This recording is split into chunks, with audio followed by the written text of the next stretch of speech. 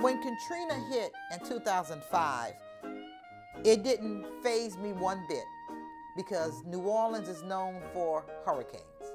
Hurricanes. We're talking about hurricanes with some trees blowing, the wind damage, rain, not flood, rain. Hear me. This was a Saturday. They was predicting Katrina to hit Sunday night. So people was evacuated. I wasn't never one of those persons to evacuate. Never evacuated from a storm. That didn't even cross my mind to evacuate. What did cross my mind was I was going on vacation. Saturday night would have been my last night working. I was going on a cruise, a carnival cruise.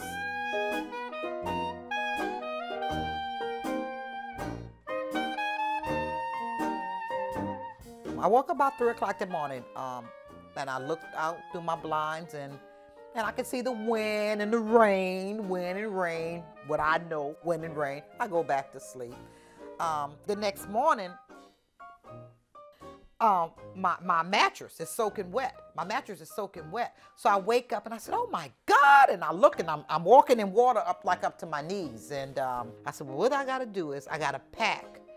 So what I did was I cooked. I fried me some chicken wings. I made me some macaroni and cheese. I emptied the refrigerator, the juices, the water, stuff I need. I had a 2-inch television. I had a radio, I had a flashlight, and you gotta remember I took my packed suitcase. Why it was packed? Because I was going on a cruise.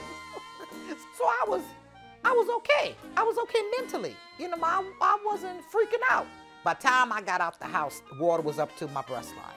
It was up to there, and I'm carrying stuff. So I wasn't safe on the second landing of the hallway to the apartment. I had to go up to the third floor landing. So I did. I went up to the third floor landing. Again, you gotta hear, I had everything I needed for temporary stay, a temporary stay. And that's what was in my mind.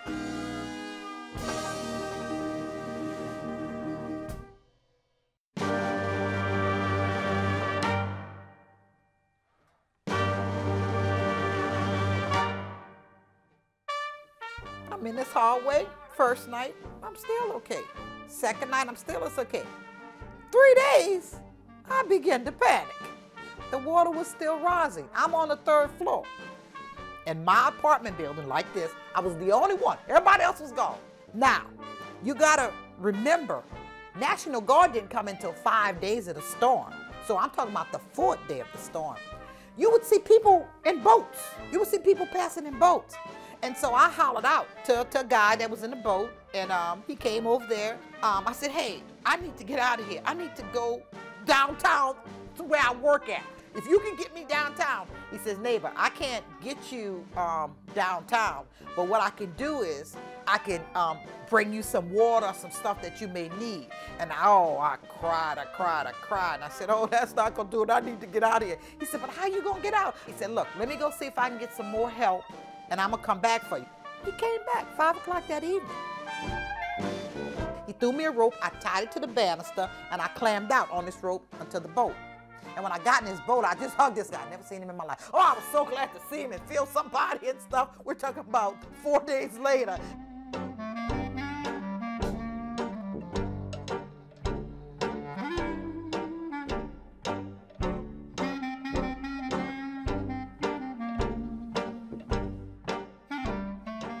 And this guy named was Harold King, come to find out. Well, Harold, he would drop me back off to he drop me back off because he had to go back to his family. So I'm thinking, so he said, things are gonna be better tomorrow when the National Guard come in.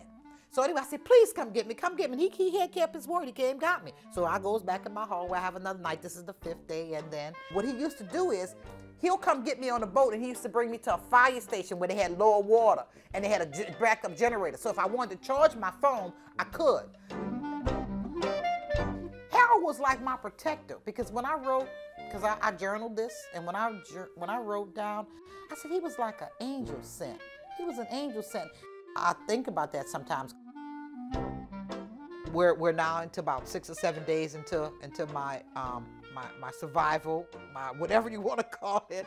And I'm sitting there, and here come Harold. Neighbor, neighbor. Yeah, Harold, what's going on? We going up. Y'all going? He said, my family getting sick. He said, and the National Guard is coming around. You're going to be evacuated too because it's mandatory. I said, well, they ain't making me leave. They can't make me leave my premises. This is my premises. They're not making me leave. He says, neighbor, I'm telling you, you're going to get sick. How you going to make it? Blah, blah, blah. I said, I'm sorry. It was nice knowing you. Take care of your family.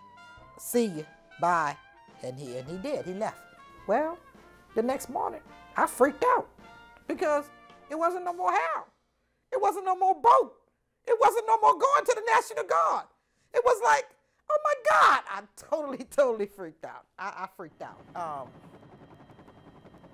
So I'm sitting there and I'm freaking out and I'm crying. I'm going like, oh my God, this is crazy. This is crazy. I can't stay here. I gotta go. I gotta go. So I made a flagpole.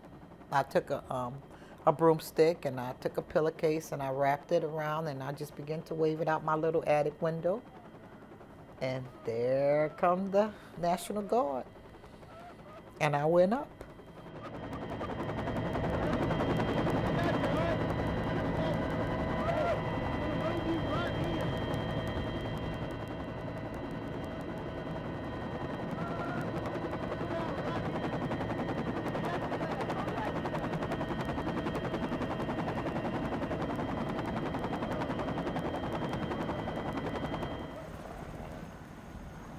So the next morning they said I was going to be in a group to go off to Houston again. I was excited. Everybody was in Houston, Texas.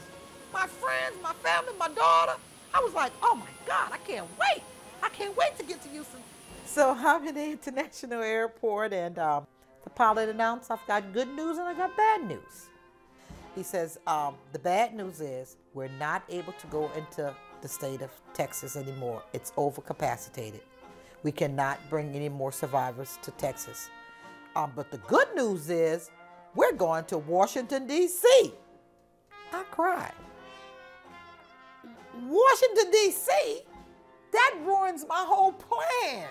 I'm seeing my family, being with my friends. Washington, D.C.? I didn't want to see the White House and I didn't want to meet the president. I cried.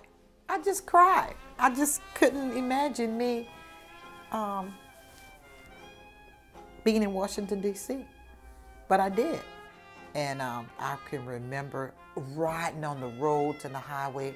All you can see is people of all nationality with signs, welcome, we love you, we thought about you, you're in our prayers. And I began to smile just a little bit. You know, every time you would step outside the State Armory on the steps, somebody would come up to you and say, hey, what can we do? What do you need? Within 2 weeks of my 30 days, I was working. You know, I had landed a job. People were there to help you. I love being in Arlington. You know, the community really welcomed me because people ask me all the time, like, you don't ever want to go back home? And I say, no, not to live, to visit. I don't feel like home is home anymore. This is becoming home. It's like, I just fit right in. I'm just very, very comfortable in Arlington, Virginia. And I wake up sometimes and wonder about that. My name is Suzette Walker and I live in Arlington, Virginia.